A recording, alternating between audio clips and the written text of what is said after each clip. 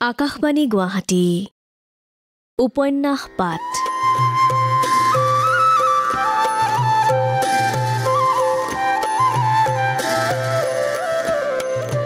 এই অনুষ্ঠানত প্ৰচাৰ হৈ আছে মহাপুৰুষ শ্ৰীমন্ত শংকৰদেৱৰ জীৱনৰ ভেটিত সৈয়দ আব্দুল মালিকে ৰচনা কৰা উপন্যাস ধন্য নৰতনু ভালৰ ধাৰাবাহিক পাঠ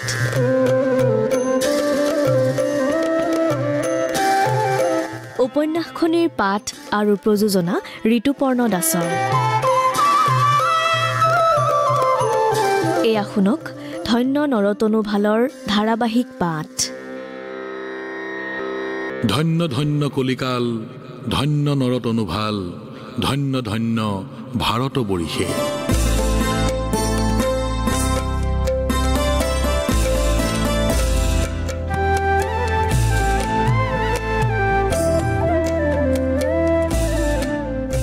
বতৰটো গুমাই আছিল কোনোবা ফালৰ পৰা আহি আকাশৰ বুকুত মেঘ কিছুমান জমা হৈছিলহি আকাশত মেঘ গোট খোৱাৰ কাৰণেই হ'বলা গৰম পৰিছিল মানুহবোৰ পথাৰে সমাৰে কামে কাজে লাগি আছিল বৰষুণ আহিব পাৰে বুলি বা গৰম পৰিছে বুলি কাম বন এৰি কোনো মানুহ ঘৰৰ ভিতৰত সোমাই থকা নাছিল নৈৰ গৰাৰ শিমলুজোপাৰ শকত শিয়া এডালৰ ওপৰত বহি কোনোবা এটাই চিঞৰি চিঞৰি এটা বৰগীত গাইছিল মাতটো সিমান মিঠা নহয় যদিও সুৰটো সিমান বেয়া হোৱা নাছিল ক'তো ঢোল খোল নাপায় সি তাৰ কৰঙনতে হাতেৰে থপিয়াই গোৱা বৰগীতটোৰ তাল ৰাখিছিল তাৰ গীত গোৱা শেষ হওঁকি নহওঁতেই হাবিৰ মাজৰ পৰা ওলাই আহিল টেপৰ থলুক বাঁহগাঠি আৰু বজৰু অলপ নিলগতে কোনোবা এটাই বৰগীত যেন লগা কিবা গীত এটা গাই থকা দেখি সিহঁতকেইটা থমকি ৰৈ গ'ল আৰু গীতটো শেষ হ'বলৈ বাট চালে কিছুপৰৰ মূৰত মানুহটোৰ গীত গোৱা শেষ হ'ল কৃষ্ণ কৃষ্ণ বুলি সি বহাৰ পৰা উঠিল আৰু পিন্ধি থকা কঁকালৰ মাটিবৰণীয়া তিয়নি গামোচাখন টানি টুনি জাৰি জোকাৰি ল'লে টেপৰহঁতো আহি তাৰ ওচৰ পালেহি হেৰৌ পইতা নহওঁনে কি কৰিছ ইয়াত অকলে অকলে পইতাই সিহঁতৰ মুখলৈ চালে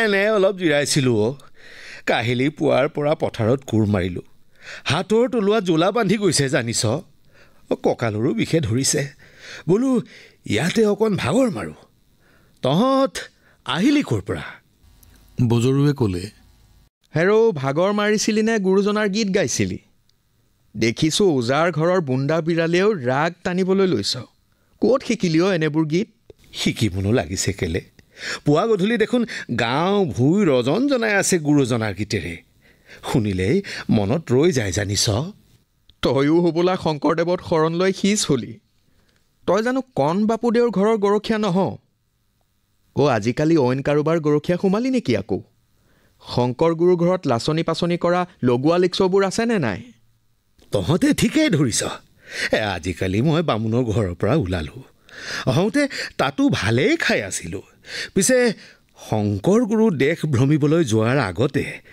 তহঁতৰ মনত আছেনে বাৰু চকুৰিজনী ক্ষীৰতী গাই আছিল ১.৫ কুৰিহাল হালৰ বলদ আছিল আৰু ১০০ ঘৰ গোলাম লগোৱা চাকৰ আছিল আজিকালি সেইবোৰ নোহোৱা হ'ল এইপিনে খাট পামুত চকু দিয়ে বনগয়াগিৰিয়ে আৰু বুঢ়াকেইজনে গুৰুজনাক গুমস্তা পাতি থৈছে লেখত চকুৰি ঘৰ তাঁতিৰ ওপৰত পিছে তাঁতি বুলিলেই তাঁতিনে তাঁতিৰ জীয়তো সূতালৈ লাগিল কপাহ লাগিল পাত মুগা এৰি এৰিয়া মেজাং কৰি কেইঘৰ তাঁতিয়ে পাইছে নিসন্ধিকৈ তাঁত সূততে লাগিবলৈ ময়ো তাঁতিৰ ঘৰৰ ল'ৰা পিছে লোকৰ ঘৰৰ গৰখীয়া হৈ খাবলগীয়া হৈছে পাৰোতেনে বেহেৰুৱা আহে চিকাৰূপ কঁকালত বান্ধি আনে পাত মেজাং কৰি এৰি কপাহী কাপোৰ কিনি নি বেপাৰ কৰোগৈ বুলি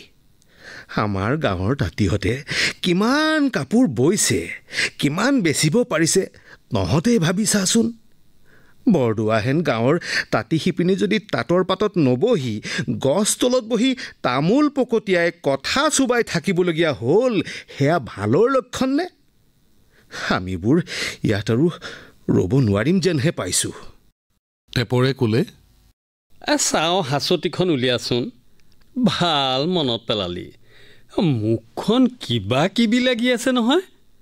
মই বোলো কিনো হ'ল, মুখখন টেঙা লাগি আছে কেলে? এৰা নেলাগিব কেলে? এপৰ বেলি তামোল এখন নাই। দে আছে যদি উলিয়া। মোৰ হাঁচতিৰ তামোল পাণ তহঁতৰ চলিব জানো? তাঁতিৰ হাতৰ কাপোৰহে গোঁসাই বামুণ কাইজ কলিতা সকলোৰে চলে। তামোলখন চেঁচা পানী বাতি খালেও আকৌ কাৰোবাৰ জাত যায়। সেইবোৰ জাত পাতৰ দিন উকলিল আৰু। শংকৰদেৱে বোলে কৈছে কৈৱৰ্তৰ হাতেৰে নেলাগে, গৰীয়া মুছলমানৰ হাতে খালেও ধৰ্ম নষ্ট নহয়, জাত নেযায়। সকলো মানুহৰ জাত হেনো একেটা, মানুহৰ জাত। তাকে দুভাগ কৰিব পাৰি, ভাল মানুহ আৰু বেয়া মানুহ। হওঁতে এনেকৈ ধৰিব পাৰিলে আমাৰো সুচল হয়। এতিয়া কোনোবা এটা তিনিদিনীয়া ভোকত মৰিবলৈ ওলালেও জাত নিমিলিলে আনে ৰন্ধা নেখায়, লাগিলে নেখায়েই মৰিব। হেৰৌ ভাতৰনো কি জাত আছে? একেই চাউল, একেই চৰু, একেই জুই।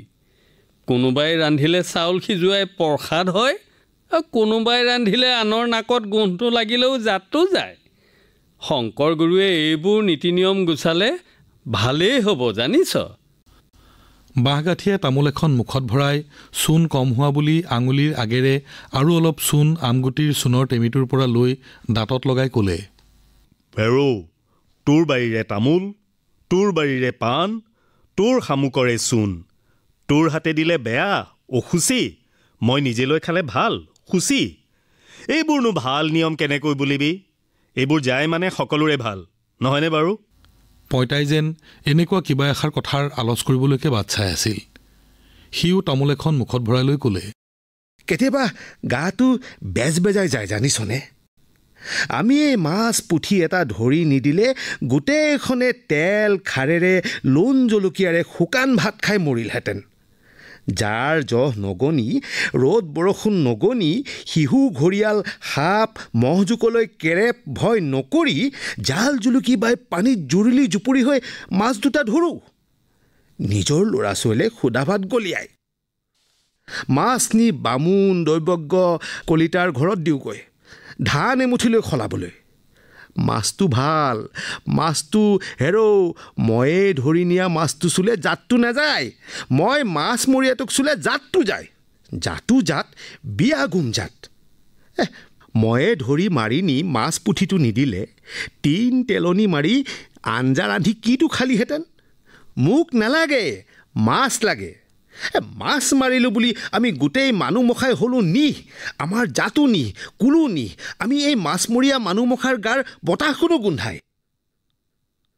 কুকুৰ চেলেকিলেও গাত অসুচি নহয়, মই কাষি দি গ'লেও গা অসুচি হয়। এইবোৰ যে অন্যায় অধৰম আমি জনাই নাছিলোঁ। শংকৰ গুৰুৱে আহি পিছে এইবোৰ গুচাবলৈ লৈ বৰ ডাঙৰ কাম কৰিছে দেই। বজৰুৱে ক'লে, পিছে কথা এষাৰ শুনিছোঁ, সঁচানে মিছা জানো? কি কথা? আজি নে কিবা, সেইবোৰ কত কালৰ পৰা চলি অহা কথা। 12 ভূঞাৰ ঘৰৰ শইচৰ পথাৰত পকা ধাননিত গৰু ম'হ সুমুৱাই দি ধান পাত খাস্তাং কৰোৱাটো আজিৰ নতুন কথা নে কিবা? কছাৰীহঁতে সেইবোৰ আগেয়েও কৰে।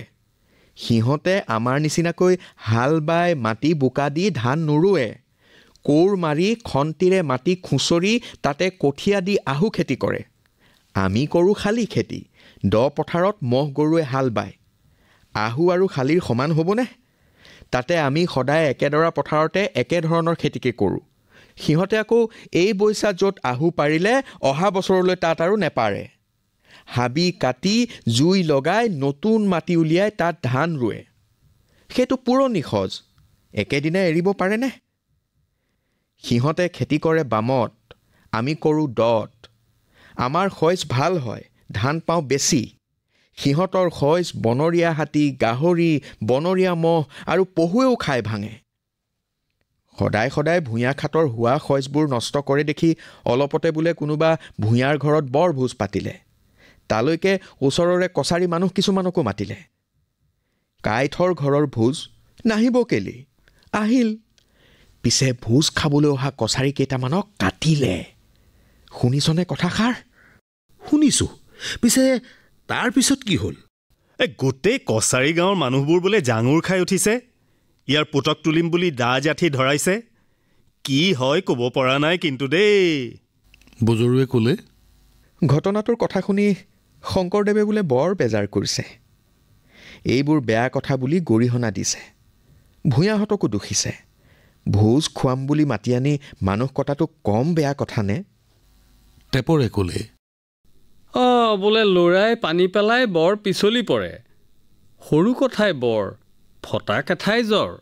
এতিয়া কছাৰীহঁত যিদৰে শিং ধৰাই যুঁজিবলৈ ওলাইছে, শংকৰ গুৰুৱে বোলে পা পৰিয়াল ভকত সজ্জন সকলোকে লৈ আমাৰ বৰদোৱাৰ পৰা গুচি যাবলৈহে ওলাইছে।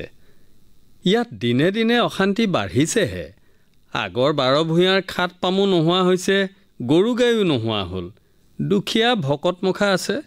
এতিয়া যদি বাকী থকা মান মৰ্যাদাকণো ৰক্ষা নপৰে, ইয়াতনো কি বুলি থাকিব? তহঁতে কি ক? চিন্তা কৰি পইতাই ক'লে, ভূঞাসকলক আমি প্ৰজাবোৰে ৰক্ষা কৰিব পাৰিব লাগিছিল, নোৱাৰিলোঁ। কুসুম ভূঞাৰ ঘৰৰ মানুহ এতিয়া কছাৰীৰ ভয়ত গাঁও এৰি থৈ ক'ৰবাৰ দূৰণি ঠাইলৈ যাবলৈ ওলাইছে। এতিয়া আমি থাকা বুলিও ক'বও নোৱাৰোঁ, যোৱা বুলিও ক'ব নোৱাৰোঁ। সকলো প্ৰজা ঘৰ বাৰী এৰি লগতো যাবগৈ নোৱাৰোঁ। কিবা ভাল কথা হোৱা নাই দেই, এইবোৰ ভাল কথা নহয়। বুজৰুৱে ক'লে, এৰা, শংকৰদেৱে আমি গৰু পহুৰ দৰে থকা মানুহবোৰক মানুহ কৰোঁ বুলি লাগিছিল। বামুণ দৈৱজ্ঞ কাইঠ কলিতাক দিয়াৰ দৰে আমাকো নাম ধৰ্ম দিছিল। ভকতৰ মাজত কোনো জাত অজাত উচ্চ নিজ ভাৱ নেৰাখি সকলোকে নামঘৰত সোমাবলৈ দিছিল, নাম ল'বলৈ দিছিল, একেলগে কীৰ্তন ঘোষা পাঠ শুনিবলৈ দিছিল। গুৰুজনা ইয়াৰ পৰা দূৰলৈ গুচি গ'লে এইবোৰ সকলো এনেদৰে থাকিব বুলি ভাবিছনে বাৰু? আকাশৰ পৰা এটোপ দুটোপকৈ বৰষুণ পৰিবলৈ আৰম্ভ কৰিছিল। সিহঁতে আকাশৰ ফালে চালে। দুপালপিতা বৰষুণ এজাক আহিব যেন পাইছোঁ। যাওঁ হওক ব'ল, ইয়াতে কথা চোবাই বহি থাকিলে তিতিম হকহে। এৰাও, গোমা বতৰত এনে গাবোৰ টপত লাগি আছিল। তাতে গুৰুজনাৰ এইবোৰ কথা শুনি আৰু চটফটনি উঠিছে। তেৰাক ইয়াতে ৰাখি থ'ব পৰা হ'লে ভাল আছিল। পিছে কেনেকৈ ৰাখিবি? আগেও জানো কছাৰীয়ে ইয়াত কম উপদ্ৰৱ কৰিছিল? সিহঁতৰ ভয়ত ইয়াৰ মানুহ এনেই শান্তিৰে তিষ্ঠিব নোৱাৰা হৈছিল। গৰু ম'হ কাঢ়ি নিব, পথাৰৰ ধান কাটি নিব, ভঁৰাল ভাঙি গুটি ধান লৈ যাব, মানুহ মাৰিব, সেইবোৰ চলিয়ে আছিল দেখোন। শংকৰদেৱে সিহঁতকো নাম ধৰ্ম দি জাতি কৰিবৰ মন কৰিছিল। 2-4 আহি লগো লাগিছিলহি। পিছে একে ওচৰা ওচৰিকৈ থকা দুদল মানুহ সমিল মিলেৰে নেথাকিলে, দন খৰিয়াল কৰি থাকিলে, কৰোঁ বুলিও ভাল কাম এটাওনো কেনেকৈ কৰে? কোৱা শুনিছোঁ বোলে কালিন্দী আইকে ধৰি পৰিয়ালৰ অইন মানুহক বয়ে বস্তুৱে নাৱত তুলি 2 এদিনতে বৰ্ণৰ সিপাৰৰ কৰবালৈ পঠিয়াবলৈ সাজু কৰিছে। সকলোকে পাৰ কৰি নিজে বোলে গুৰুজনাই ইয়াৰ ভকতসকলক কিবা আজ্ঞা উপদেশ দি পিছত যাব। শংকৰ গুৰুৱে চলোৱা নাম ধৰ্মটো পিছে বৰ সহজ আৰু উজু ধৰম দেই। অইনৰ নিচিনা পূজা পাতলো নাই, গোসাঁই গোসাঁনী দেৱ দেৱীৰ মূৰ্তি প্ৰতিমাও নাই। নহ'লে ভাবচোন, কোনোবা বামুণ গোসাঁই পূজাৰী এজন এখন ঠাই এৰি অইন এখন ঠাইলৈ গুচি যাবলৈ ওলালে, অইন বস্তু বাহানি এৰি থৈ যাব পাৰিলেও পূজা কৰা গোসাঁই গোসাঁনীৰ প্ৰতিমাজনাক এৰি থৈ যাব পাৰিবনে? পিছে শংকৰ গুৰুৱে আকৌ বোলে মূৰ্তি প্ৰতিমা একো নেলাগে, মনৰ মাজত এবাৰ হৰিৰ মূৰ্তিটো বহুৱাই ল'ব পাৰিলে পৃথিৱীৰ যলৈকে যাৱ তোৰ ঈশ্বৰকো লগতে লৈ যাব পাৰিবি। নজহেও নুতুতেও ভাৰো নহয়, সাঙিও নহয়, সৰুও নহয়, ডাঙৰো নহয়, সদায় একে থাকে। পেটটো ভাতেৰে পূৰ কৰিব পাৰিবি, মনটো কিহেৰে পূৰ কৰিবি?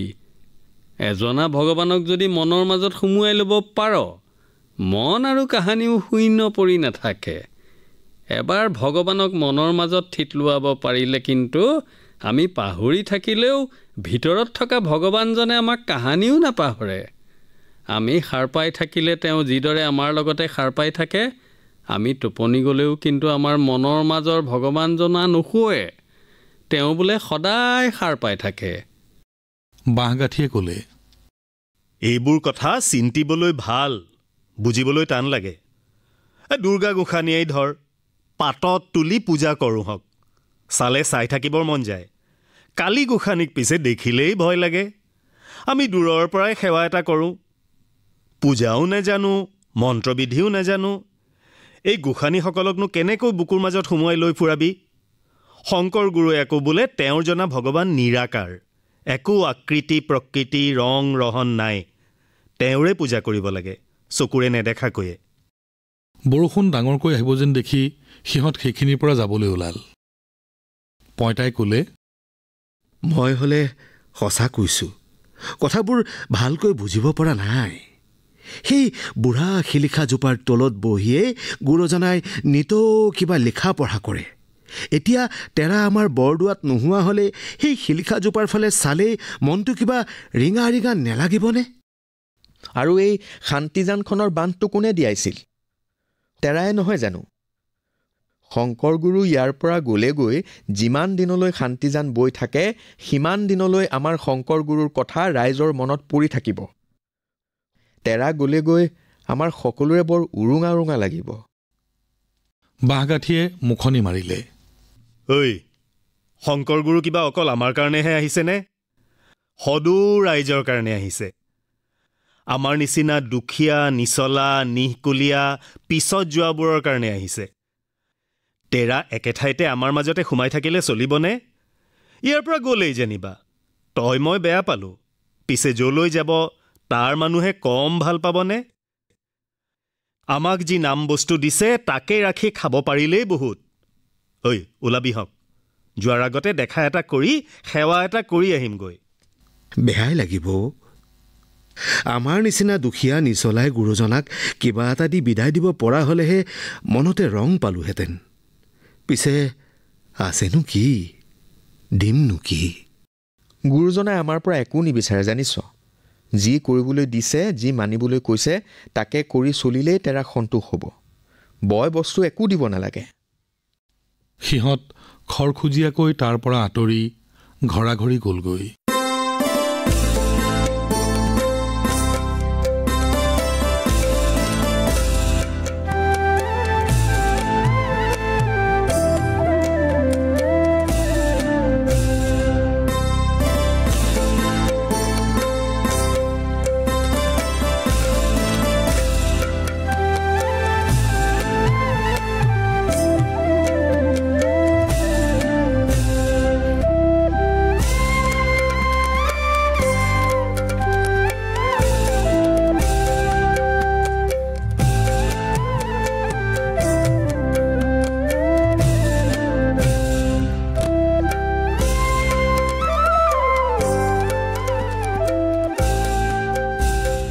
ধন্য নৰতনু ভাল সৈয়দ আব্দুল মালিক ৰচিত উপন্যাসখনি ধাৰাবাহিক পাঠৰ অষ্টাবিংশ খণ্ডটি শুনিলে। বিভিন্ন চৰিত্ৰত অভিনয় কৰিলে টেপৰ উৎপল বৰা, পইতা যুৱৰাজ কুমাৰ দাস, বজৰু সত্যজিৎ গগৈ আৰু বাঁহগাঠিৰ চৰিত্ৰত অভিনয় কৰিলে উৎপল কুমাৰ দাসে। শীৰ্ষগীতৰ সংৰচনা আছিল উৎপল বৰাৰ। উপন্যাসখনিৰ পাঠ আৰু প্ৰযোজনা ঋতুপৰ্ণ দাসৰ। ধন্য নৰতনু ভাল উপন্যাসখনিৰ পাঠৰ পৰৱৰ্তী খণ্ডটি শুনিবলৈ পাব অহা সপ্তাহৰ এই একেটা বাৰৰ এই একে সময়তে।